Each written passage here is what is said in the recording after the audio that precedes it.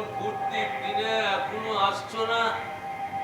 হ্যাঁ, এসে গেছো? Bye bye. শোনো, বেল বাজিও না, দরজা খোলা আছে। হ্যাঁ,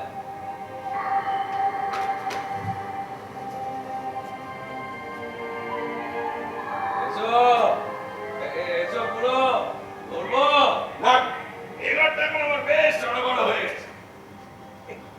গন্ধ পাচ্ছি, হ্যাঁ পোড়া পোড়া। হ্যাঁ না, মদের গন্ধ পাচ্ছি। হ্যাঁ, পাবেই তো। হুম। বোতল খুলে বসেছি যে, তোমার জন্য একটা গ্লাস এনে রেখেছি, ঢালবো? না, ওই জিনিস তো আমি খাই না। হ্যাঁ? না, জীবনে দুবার খেতে হয়েছে, ঠিক। Special occasion. রাইট। আজ খেলে তৃতীয়বার হবে। যদি খাই, যদি খাই, না খেলে গলায় ঢেলে দেবো না। আমার ছেলেরা না মদ তার স্বাদই আলাদা। ছেলেরা না মদ।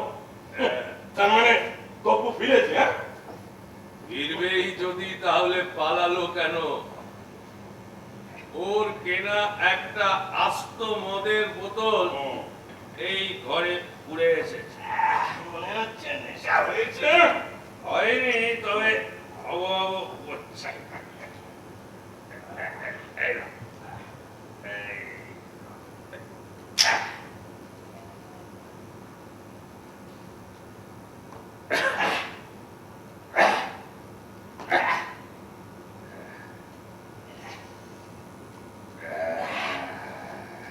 শ্মশান থেকে কখন ফিরলে? এর কি হচ্ছে?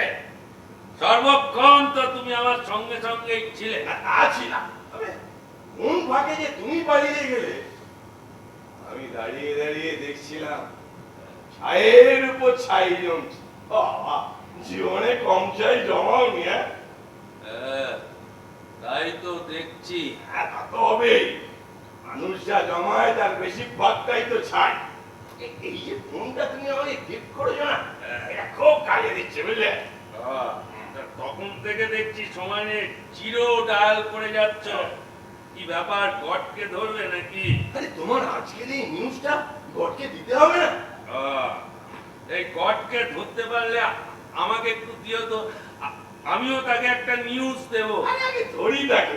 সকাল থেকে যে কি হয়ে। হ্যাঁ হ্যাঁ, ওকে বলছিলাম, ওকে চেনা গেল তাহলে। ঠিক আছে, রাখছি। বস, দাঁত তোলাতে গেছে। ভগবানের আবার দাঁতে ব্যথা। দাঁত দাঁত ধর। হ্যাঁ,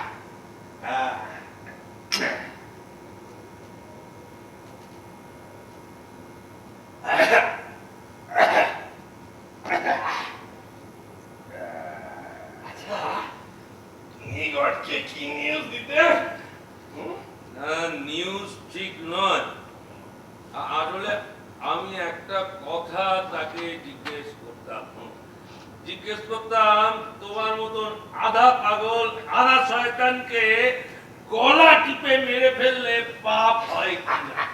এতক্ষণে নেশা হয়েছে। হ্যাঁ, তাহলে তোমারও সময় হয়েছে। দরজাটা বন্ধ করে। বাবা, ভাই পাচ্ছি না রে ভাই। ও বোকার মতো ভেটে মরছো কেন? আমার চশমাটা খুলে নিলেই তো হয়। কোনো দরজাও দেখতে পাবো না, হাতেও পারবো না। পালাতে পারবে না তা আমি জানি, কিন্তু দরজাটা বন্ধ করতে চাইছি যাতে কেউ এসে না পড়ে। আমি কোনো সাক্ষী রাখতে চাই না। বাবা, ভাবখানা এমন দেখাচ্ছ যেন হাট ঘাট বেঁধে আমায় জবাই করবে। তাতে আর সন্দেহ কি? দুচুমুখেই মাথা বিগড়েছে। আর খানিকটা গিললে তো সেন্সটাই থাকে। আমাকে মার, আমি কে? আলাদা কোনো মানুষ না ভগবানের চেলা, নাকি তোমারই একটা ছায়া? আচ্ছা, তোমার বুকের ভেতর যখন আমি চলাফেরা করি আমার পায়ের শব্দ শুনতে পাও না? আমাকে মারবে তারা মাল খেয়ে মাতব্বর। বুড়ো, তোমার দিকে কাকে বুড়ো বুড়ো বলছে? তুমি আমি একই দিনে জন্মেছি, একই সময়। দুটো গোষ্ঠী এনে মিলিয়ে দেখবে। কারখানাটা পুড়ে গেছে, কোথায় শোকতাপ করবে না আমার পেছনে লাগাবে। এই এই এই এই আমার কারখানাটা কে পড়ালো? কারখানাটা আমি জানি না ভেবেছো? সর্বক্ষণ কানের কাছে পোড়া পোড়া গন্ধ পাচ্ছি, পোড়া পোড়া গন্ধ পাচ্ছি। বলতে না, এই কারখানা পোড়ানোর মতলবটা মাথার মধ্যে ঘুরছিল বলেই তো পোড়া পোড়া গন্ধ পাচ্ছিলে তুমি। তুমি একটা লুনাটি, তুমি একটা সর্বনাশা ডেভিল। তোমায় যদি কলা টিপে না মেরেছি না, আমার নামে কুকুর পুষো করেছো। কি আর বলবো, অনভ্যাসে মদ্যপান করলে এই দশাই হয়। ঠান্ডা মাথা, লোক লাগি কারখানাটা জ্বালিয়ে দিলে দোষটা এখন আমার হলো। বুকে হাত দিয়ে বলো ঠিক কিনা? সর্বক্ষণ আমি তোমার পাশে, চাক্ষুষ সাক্ষী। ওই চোখ নিয়ে আবার চাক্ষুষ সাক্ষী। ভগবান চোখে দিয়ে চাকচা দেখে, মগজ দিয়ে সাপ। এই তত্ত্বটা তো জানা নেই কেন রে দাদা? আবার কিন্তু বাজে কথা বলছিস। বেশ করছি, আজ কবে থেকে মনে মনে কারখানাটা পড়াবার মতলব পাচ্ছে। দোষটা এখন আমার হবে। কি শালা বেঈমান! আবার তুমি মাত্রা ছাড়িয়ে যাচ্ছ। বেশ করছি। তুমি কারখানাটা পড়িয়েছি। কে উস্কেছে? কে উস্কেছে? কে? নয়তো কি শালা বলি? আবার একেবারে তো বললাম কি মনে মনে কবে থেকে কারখানাটা পড়াবার মতলব পাচ্ছি। এখন বলছি উস্কানি দিয়েছি আমি। নয়তো কি দেব? কি প্রমাণ দেব? কি? এই, কি এই তো ধরাজ। কি আছে? এই তো সেদিন যেদিন হিপনোটিক স্পেল দিয়েছিলাম, মনে চাপা কথা সব উগড়ে দিয়েছি। অন করছি, শুনে না। নিজের গলাটা আবার চিনতে পারবে না? শোন। যে উপার্জন আমার সন্তানকে আমার কাছ থেকে দূরে ঠেলে দিচ্ছে, তা দিয়ে আমার কি হবে? যে পথে আমি চলেছি তা ভালো কি মন্দ তা আমি জানি না, কিন্তু তা যদি আমার সন্তানকে বিপথে টেনে নেয়, সে পথে আমি আর চলবো কেন? মন বলছে সব জ্বালিয়ে দাও, ছারখার হয়ে যাক আমার কারখানা, আমার উপার্জন। ঠিক ঠিক এটাই তো চাইবো। দেখো ওকে,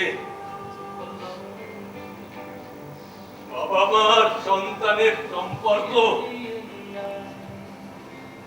দেখো প্রত্যেক বাবা চায় একজন তার মনের মতন সন্তানকে, আর প্রত্যেক সন্তান চায় তার মনের মতো একজন খাঁটি বাবাকে। তা না হলে তো পৃথিবীর আদি ছন্দটাই নষ্ট হয়ে যাবে। এরপর তো আর কোনো সম্পর্ক দানা বাঁধবে না। তার মানে তো সব রসাতলে গেল। ভয়ঙ্কর এই ভাঙন। একজন ব্যবসায়ী এই কথা বলছেন? না, এই কথা বলছে একজন বাবা। দেখো দেখো ওকে, দেখো আমার এই কারখানাটা তো শুধু টাকা বাড়াবার যন্ত্র নয়, আমার দারিদ্র থেকে উঠে আসার এক আশ্চর্য সঙ্গী। আমার সুখ, দুঃখ, শ্রম, স্বপ্ন সব তিলে তিলে জমে গড়ে উঠেছিল ওই সৌধটা। তবুর আগে ওর জন্ম, সেও তো আমার জ্যেষ্ঠ পুত্র। কিন্তু তাই ওই কারখানাটা তো আমি নিজের সন্তানের জন্য, তাকে দরকার হলে আমার এই স্মোকিং শপকে জীবন্ত জ্বালিয়ে দিতেও আমি পিছপা হব না। চোখে জল আসে কেন? পিতার কর্তব্য পালন করার সুখে নিজের হাতে কারখানাটা চালিয়ে দেবার সুখে। জানি না আসলে এমন চোখের জল এই তো প্রথম, তাই কারণটা ভালো করে জানি না। দেখো ওকে, আমি তো মহাপুরুষ নই। মহাপুরুষরা যা পারেন আমি তো তা পারি না। আমি একজন অত্যন্ত সাধারণ রক্ত মাংসের মামুলি বাবা। মহাপুরুষ মানুষরা যে দুর্বলতা জয় করতে পারেন আমি তো পারি না, আমার পক্ষে তো তার দুষ্কর। দেখো দেখো, ওকে ত্যাগ আমি করেছি তাতে আমি খুশি, কিন্তু ত্যাগের জন্য যে শূন্যতা তা সামলে ওটা বড় দুষ্কর। আমি তো পারি না সব দুর্বলতা জয় করতে। ওই দেখো পোড়া কারখানার ছাইগুলো আমাকে চাপা দিতে চাইছে। আমার কিরকম অবশ লাগছে। তোমাকে আজ খুব ক্লান্ত লাগছে। আর খেও না, যাও ভেতরে গিয়ে রেস্ট করো আর ভাবতে শেখো যা হলো তা ভালোর জন্যই হলো। আমাকে বেরিয়ে পড়তে হবে বুঝলে। আমাকে আমাকে একা রেখে চলে যাবে? আমার শরীরটা বড় দুর্বল লাগছে। এই দেখো আমি উঠতে যাচ্ছি, পারছি না। আমার ওই একই অবস্থা বাবা। আমিও দেখি কোনোভাবে পৌঁছতে পারি কিনা। দেখো দেখো, ওকে ফিরে এসে আমি বলতে পারবো কিনা। আমার শরীরটা বড় দুর্বল লাগছে, বড় দুর্বল। আমার ওই একই অবস্থা হবেই তো, বলেছিলে না যে তুমি আমারই ছায়া। দেখি কোনো মতে চলে যেতে পারি কিনা। আমিও দেখি কোনো মতে পৌঁছতে পারি কিনা।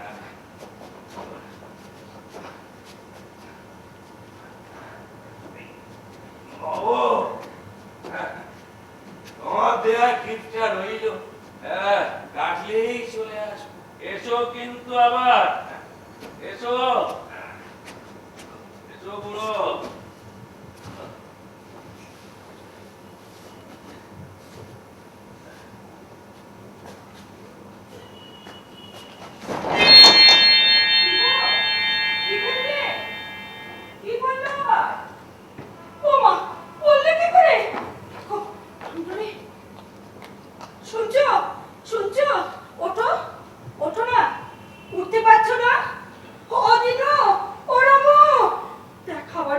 সর্বনাশ হলো কি গো, ওঠো না। ও তপু, আমাদের মধ্যে আমার একটা সর্বনাশ হলো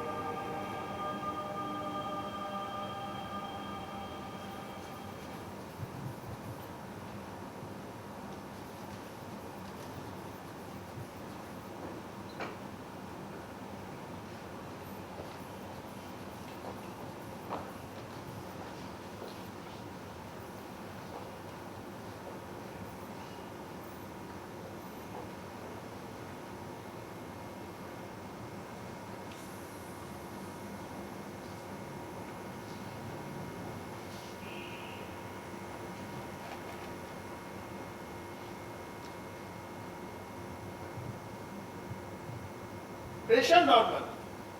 Good sign. তবে বাকি ব্যাপারগুলো অ্যাজ ইট ইজ রয়ে গেছে। 3 দিন হয়ে গেল, এখনো তো কাউকেই চিনতে পারছে না। কতদিনের বন্ধু মানুষ, এমন ভাবে তাকিয়ে আছেন যেন চিনতেই পারছেন না। অবশ্য আপনাদেরই চিনতে পারছে না, আমি তো অনেক দূরস্থান। দেখুন, ডাক্তারেরা তো আর পাথরে তৈরি নয়, তাই মনটা আমাদেরও খারাপ হয়ে যায়। একটার পর একটা। এই তপুটা চলে গেল, তারপর পরই কারখানাটা পুড়ে ছাই হলো, তারপরে ওর এই অবস্থা। এত খারাপ সময় মানুষের জীবনে আসে। বাবার মুখের সামনে গ্লাসটা ধরো, খেয়ে নিতে বলো। বাবা, ও বাবা, খাবে তো? কতবার বলছি, বাবা তো কোনো সাড়াই দিচ্ছে না। আমি মলি, চিনতে পারছে না? এই দেখো আমার দশাটা আর নাকে এসে পড়ছে না। না না, দোকানে দিতে হয়নি জানো, জলই সারিয়ে দিয়েছে। হ্যাঁ বাবা, এই বুদ্ধি করে সারিয়ে দিয়েছে একটা স্ক্রুড্রাইভার দিয়ে। অমন করে দেখছো কেন? আমি জলি বাবা, জলি।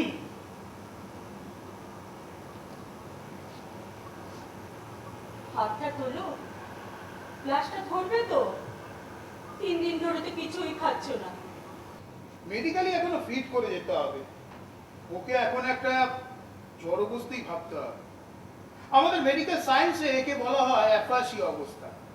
উনি সব ব্যাপারেই অ্যাপ্যাথেটিক, আই মিন নির্বিকার। শখ এক এক সময় কি ভয়ঙ্কর ভাবুন। মেডিকেল সায়েন্সে সাইকোসোম্যাটিক শকে ডিপ্রেশন থেকে পেশেন্টের মধ্যে এই অ্যাপ্যাথেটিক অবস্থা সর্বনাশা তৈরি হয়। সিঁড়ি উঠবেন তো ডাক্তারবাবু? লেটেস্ট হোক ফর দ্য বেস্ট। দরকারে আমাকে ডাক, যে কোনো শোক দেখি। আচ্ছা, আবার ওই খামটা আপনি রেখে দিয়েছেন। আচ্ছা, আপনারা কি চান বলুন তো? এই সময় কি আমি আপনাদের বলবো? খামটা তুলে রাখুন। উনি আমার বন্ধু মানুষ। আসুন। আসুন।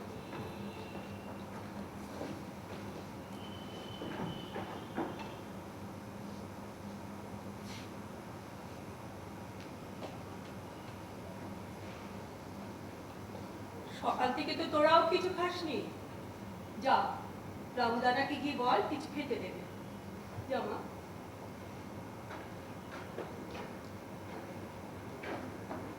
কিছু খেয়ে নিস কিন্তু।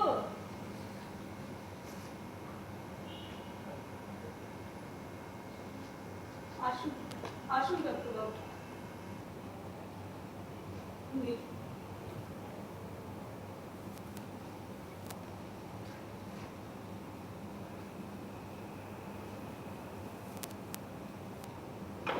সেন সাহেব, ও সেন সাহেব, চিনতে পারছেন আমাকে?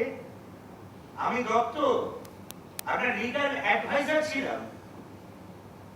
চিনতে পারছেন আমাকে? বসুন ডাক্তারবাবু, বসুন। ফোনের সব কথা শুনে ভেবেছিলাম ওনার এই অবস্থা চোখ চেয়ে দেখতে আমি যাব না, কিন্তু না এসেও তো পারলাম না। এত তো কতগুলো ঝামেলা আপনার সামনে এসে পড়বে, আপনি একা অসহায় মানসিকভাবে ভেঙে পড়েছেন, এসব সামলাবেন কি করে? দেখুন, 1.5 বছর হলো আমি সাহেবের চাকরি ছেড়ে দিয়েছি, আপনি সম্ভবত তা জানেন, কিন্তু একটানা 20 বছর আমি ওনার সঙ্গে ছিলাম। He was a gem of a person. চাকরি ছেড়ে দিল, এখন কিন্তু আমি আপনাদের পাশেই থাকবো। হ্যাঁ, লিগাল সাইডটা আমি দেখবো না। টাকা পয়সার কথা তুলবেন না, আমার অর্থ কষ্ট নেই। আপনি একা নন মিসেস সেন, একা নন। না ডাক্তারবাবু, আপনাদের মতো ভালো মানুষরা থাকতে নিজেকে আর একা ভাবছি না। দেখুন, ওনার এই অবস্থা থেকে যেমন আমার চোখে জল এসেছে, তেমনি প্রচন্ড রাগও হচ্ছে। উনি তো ওনার এই অবস্থা নিজে ডেকে এনেছেন, আমি স্পষ্ট দেখতে পাচ্ছিলাম। উনি ঠান্ডা মাথায় ভেবে চিন্তে প্রাণটার বিপদ বাড়িয়ে যাচ্ছিলেন। He dug his own grave.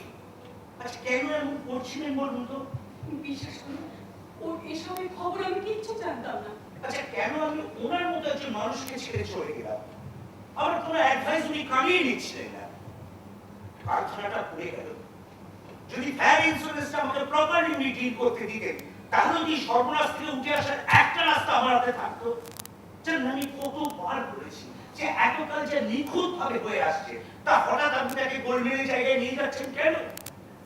এই সমস্ত ম্যানুফ্যাকচারিং কোম্পানি চালাতে গেলে একটা পিরিয়ডিক্যাল ইন্সপেকশন করাতে হয়। This has to have a regular checking.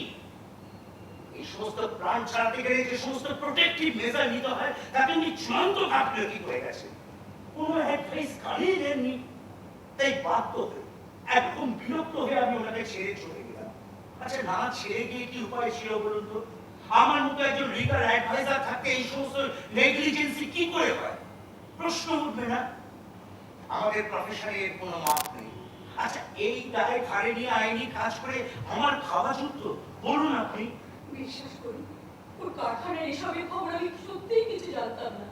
আমার মনে তখন একটাই প্রশ্ন, একজন সুস্থ মানুষ ঠান্ডা মাথায় ভেবে চিন্তে প্রাণটার বিপদ বাড়িয়ে যাচ্ছেন কেন? না এরকম অবসরের মতো মানুষ তো উনি নন। অন্তত বিচক্ষণ বুদ্ধিমান মানুষ না হলে কারখানাটা যেইখানে তুলে আনতে উনি পারতেন না। আজ এই ড্যামেজের জন্য আপনি কিন্তু ফায়ার ইন্স্যুরেন্স থেকে একটি পয়সাও পাবেন না, অথচ ব্যাংক লোন শোধ করতে হবে। একটা প্ল্যান্ড ওয়েতে উনি কারখানাটাকে ধ্বংস করে দিয়ে চলে গেলেন কেন? দত্তবাবু, এর একটা কারণ হয়তো আছে, আমি এখন আপনাকে সব বলতে পারছি না, পরে সব বলবো। দেখুন, ওকে ভালোবাসি বলেই মনের একটু বুঝার পরে কথাগুলো বললাম। আর একদিন ভালোবেসেই কিন্তু ওনার এই গাফিলতির জন্য আমি বকাঝকা করেছি। আজ আবার ভালোবেসেই ওনার কাছে এসেছি। যদি কোনো কাজে আমি লাগতে পারি, এখন আপনারাই তো আমাদের ভরসা। আমার যথাসাধ্য আমি করব। দত্তবাবু, আপনাকে তো আমি বলেইছি, ওনার ডায়েরিতে উনি সব লিখে রেখে গেছে। কারখানা পুড়ে যাওয়ার কারণে যার যা প্রাপ্য উনি দিয়ে দেবেন। আমাদের এই বসত বাড়ি আর যা কিছু ফিক্সড ডিপোজিট আছে, তা দিয়ে যতটা হয় একটু মিটিয়ে দেওয়ার ব্যবস্থা করবেন। এইরকমই মানুষ উনি, কাউকে ঠকাতে চান না। সেই মানুষের এইরকম হলো।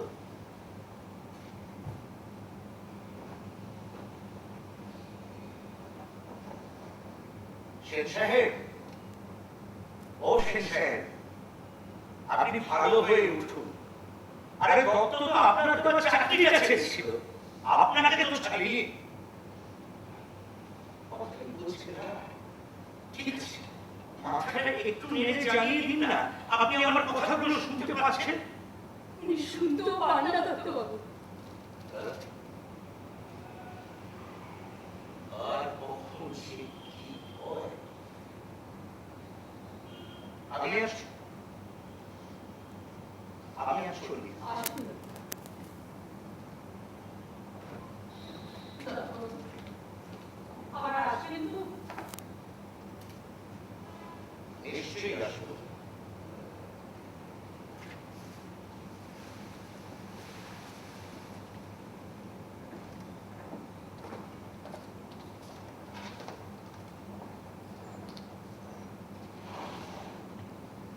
কি গো, কি দিয়েছ মনে করে? আমি তো চিনতে পারছো না? একটু ছিলাম